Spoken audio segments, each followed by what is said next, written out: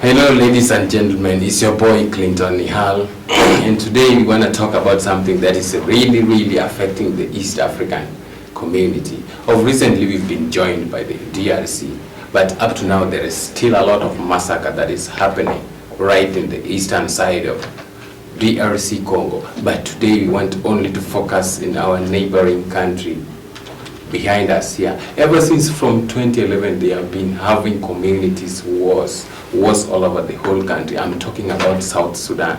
And today, please help me welcome the one and only Mamer Amo, the girl from Dinka of South Sudan. Let her tell us the side of her story about her country called South Sudan. Please welcome. Maybe you can introduce yourself to this. Okay, thank you for welcoming me. And my name's Mamer Amo Tuch. I'm a South Sudanese by nationality, a Dinka from Bor, Jonglei County. So maybe if you may tell us right now, which tribe dominates Southern Sudan? The most dominant tribe within South Sudan is the Nuer community, followed by the Dinka. And the other communities like the Dinka, the Murle, the Anuak, and the Acholi of South Sudan. And which tribe is the sitting president right now, Mr. Salva Kiir, coming from? He is from Jonglei State. Jonglei State. Yeah, Dinka. Oh, so Mr. Salva Kiir is also a Dinka? Yeah. Perhaps do you think, because the founding fathers of South Sudan was also a Dinka, that was Mr. John Garang, was also a Dinka, and up to now, ever since from 2011, the sitting president who is still there is also a Dinka. Do you think that is the cause of the wars that is happening? On my point of view, I can say that South Sudan, being a lagging country, it just got its independence recently in 2011. Yeah. But the wars that are happening, we cannot say that it's the president that is causing the wars. Yes. Or we cannot say it's the politics of the government. But the wars that are happening in South Sudan, they are majorly intercommunal wars. They are conflict between people. It can be due to cattle rustling in those cases. Yeah.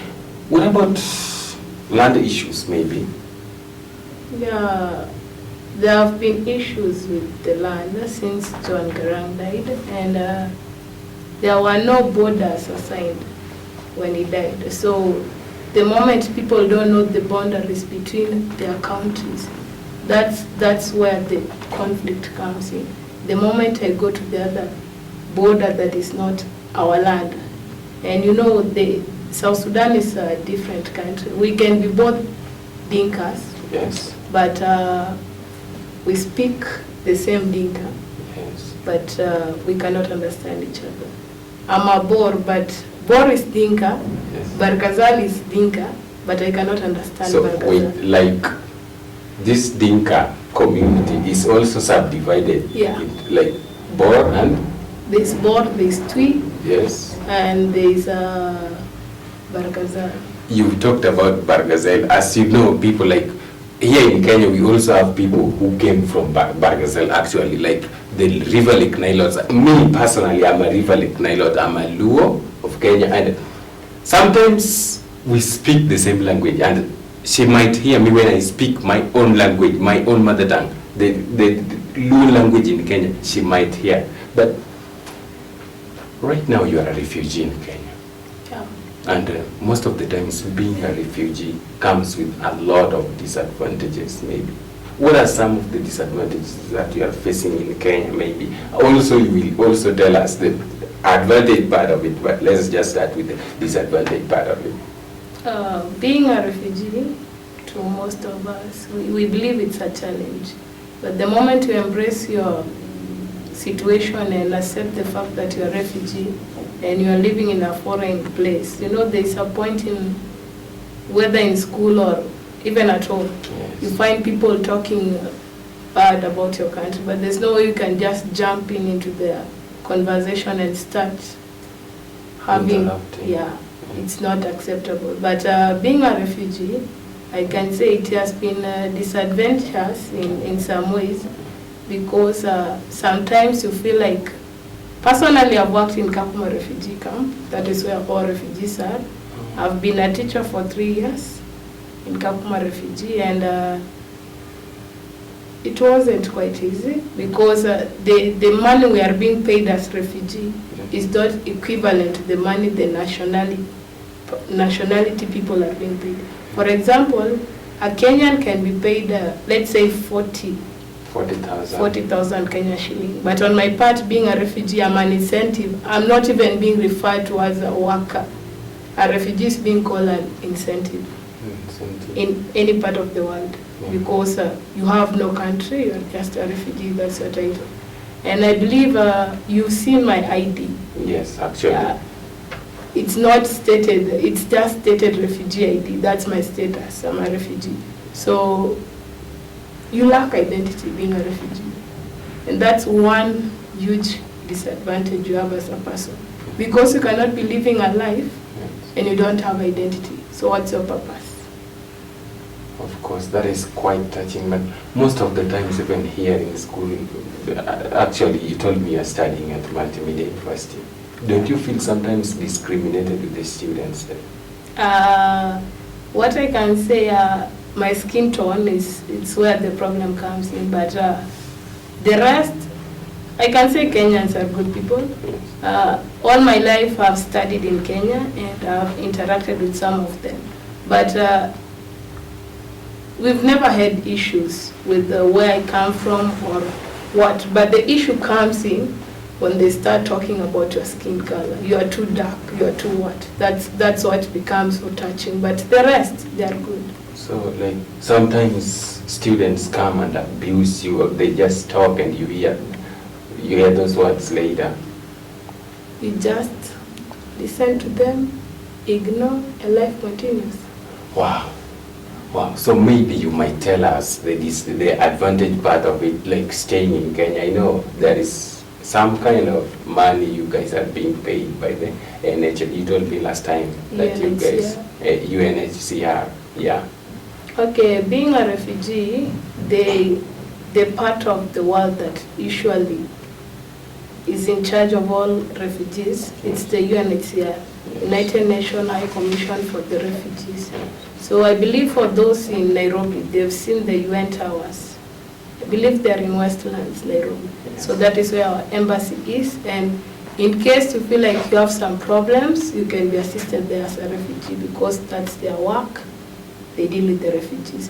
And for what the UNHCR does, they provide food relief for those who don't have food.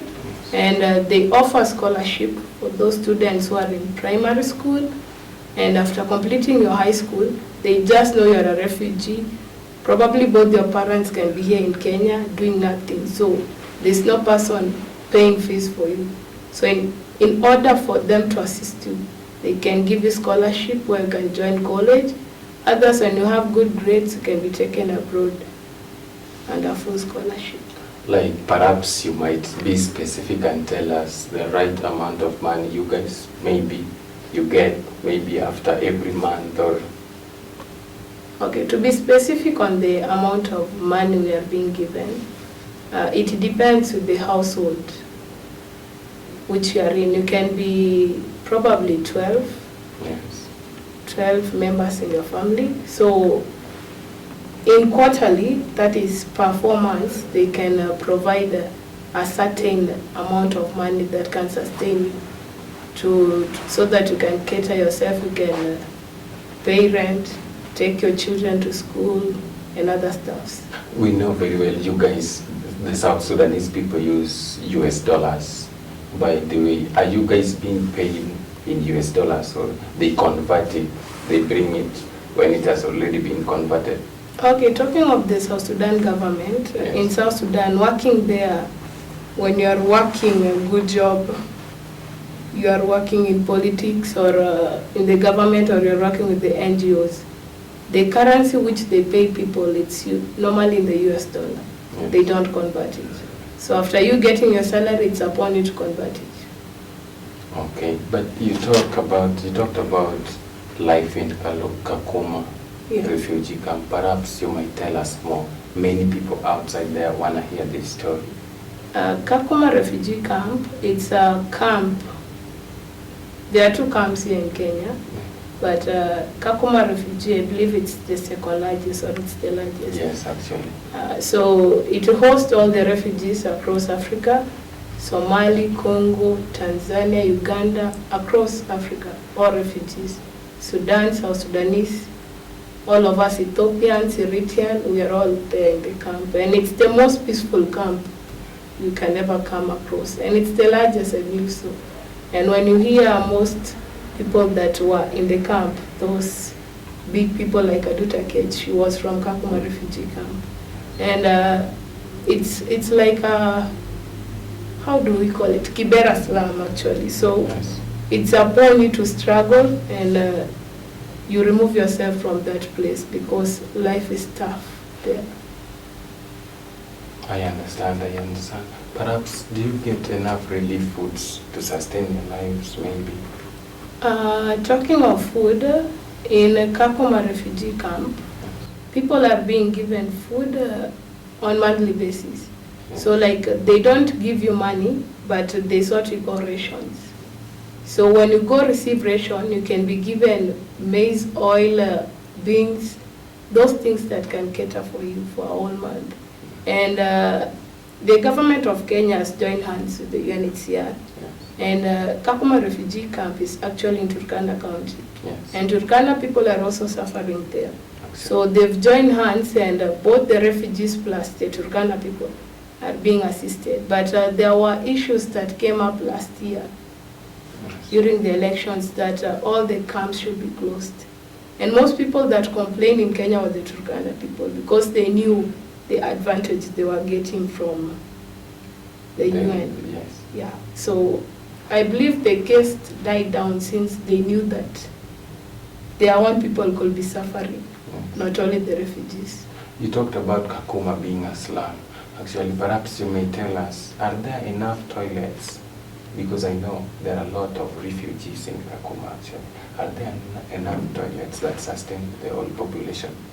Okay, being a refugee, so the moment you come from your country and then you come to Kenya, Yes. So there is normally a process that happens at the camp. So you have to be verified, registered, and be given a manifest. We call it a manifest, where all your details are collected. They know you are a refugee in Kenya. So the moment they do that, they know these people have arrived in Kenya. We have assigned them, let's say, one house. So it's upon you to think how you'll cater yourself in that one room. Be it you are 14 people, you are 17, they've assisted you. They've already provided shelter for you. So it's upon you to now live your life from there.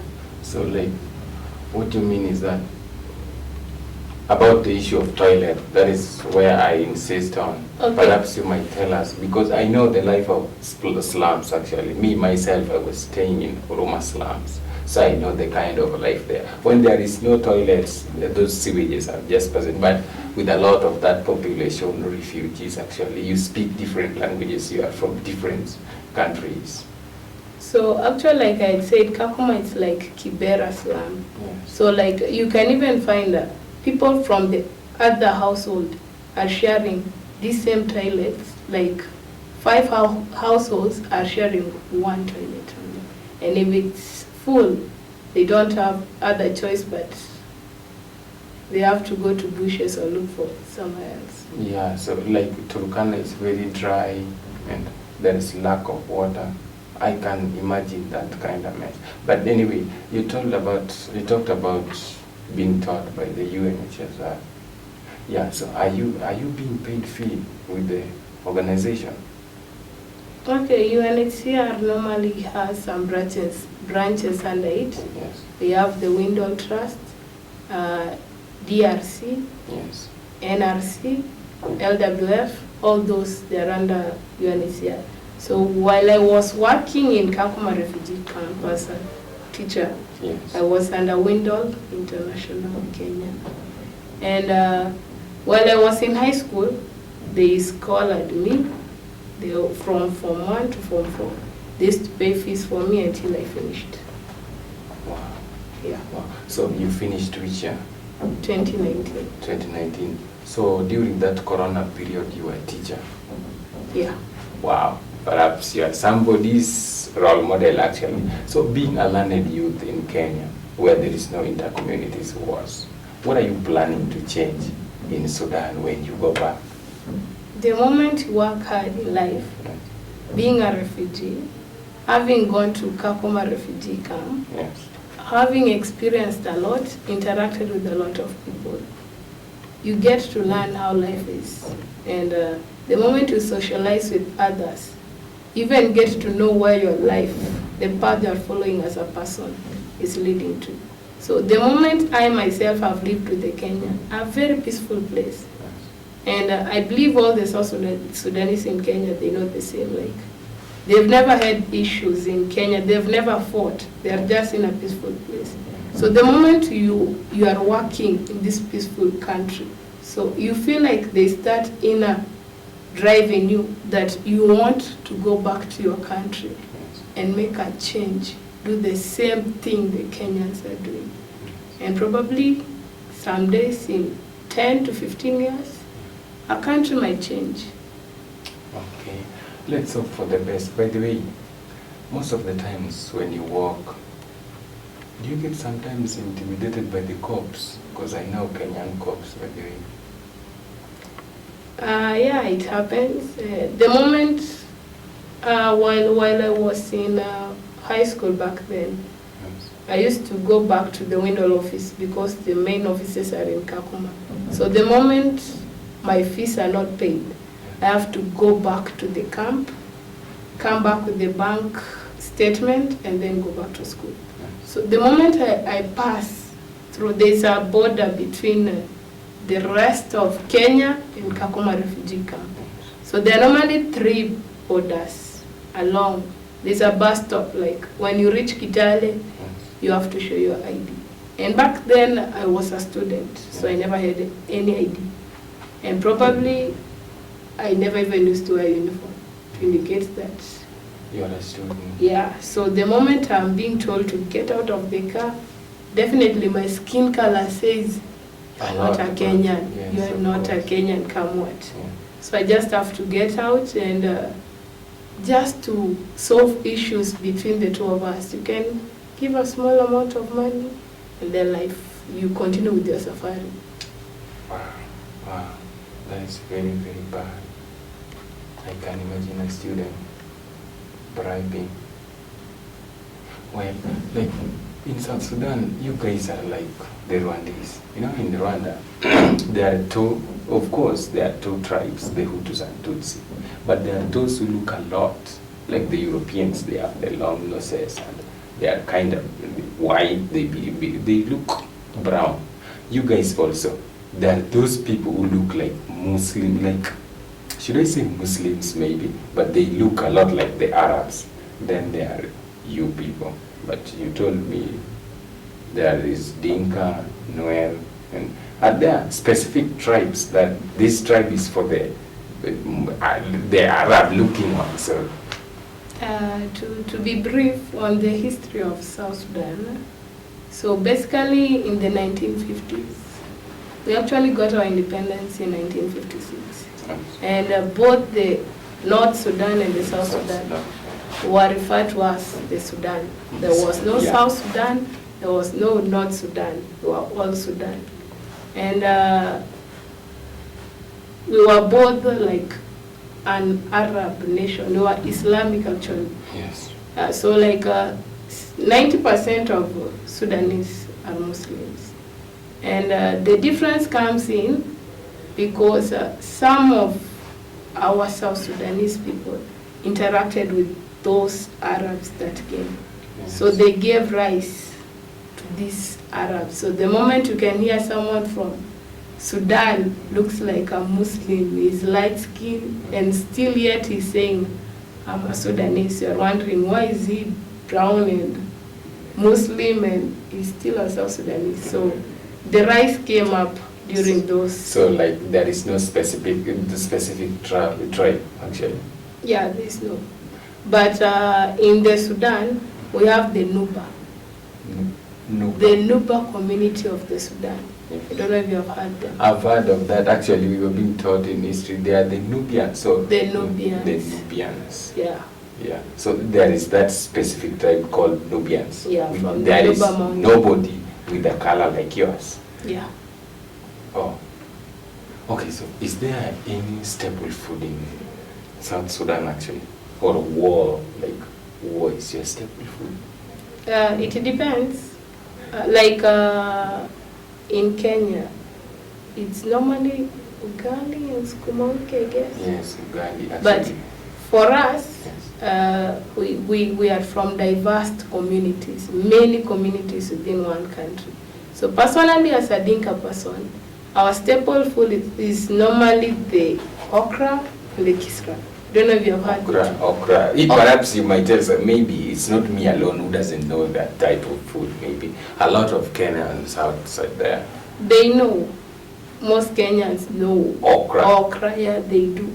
So the Nigerians, this food that is normally slippery that they eat with fufu. Yes. That one is now what we call okra. Okra. Yeah. So you guys eat it with ugali or? No, with kisra. We don't eat ugali. With the kisra. You can never cook ugali for my father. Can't eat it. Kisra. What is kisra? Perhaps I just wanna know. It's like anjera. Anjera. You don't know anjera? Wait, do you guys speak Swahili? Do you understand Swahili? Yeah, I understand because I've been in Kenya, but most South Sudanese don't know Kiswahili.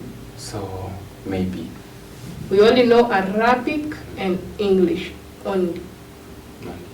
Yeah. Okay, so how long have you stayed in Kenya? I can say over 18 years. Over 18 years. Yeah. You've been a teacher in Kenya. A student in Kenya all my life, still a student in Kenya. Yes. So are you planning on going back after finishing studies? Maybe? Yeah.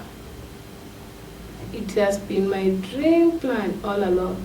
Because the moment I've perceived what I came for in Kenya, I've got the peace I want, I've seen life, I've seen everything, I've seen the beauty of Kenya. So when I go back to my country, I also want to see the beauty of South Sudan, the same way I see Kenya. Like right now, I understand you guys had moved from Kakuma. Right now you are staying in Nakuru, right? Yeah. Are you the breadwinner of the family? I have an elder sister. An elder sister? Yeah, she was called by the UNHCR. She's in Canada. Oh, right now. So the family is kind of better off than before. She's just a student. Yeah. But you see, life in Canada maybe. Oh, by the way, you guys you even use dollars here. Yeah. Okay. So do you have a dream of joining politics maybe when you get back to Sudan, maybe, or maybe starting an organization of teaching those people?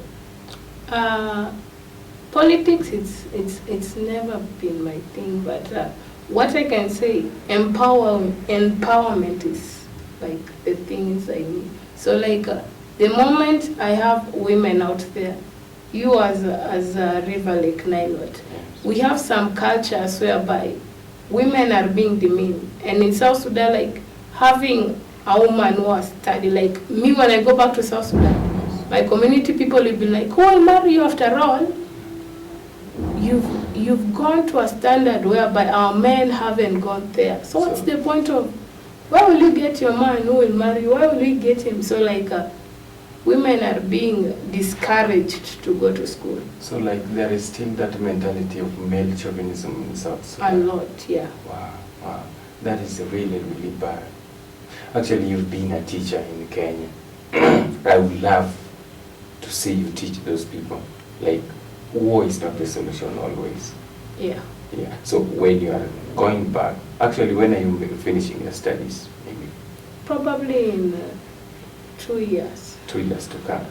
You will start up an organization of empowering women, or what is your empowering girl child? Most of us the South Sudanese, we tend to believe that the moment my daughters turn 15 years of age, she's good to be married off.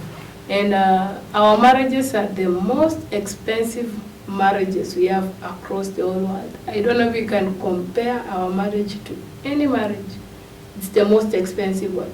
So the moment you have a daughter, like my father having 3 daughters, let's say probably, of course my father doesn't have all those daughters. Yes. He has 3 daughters.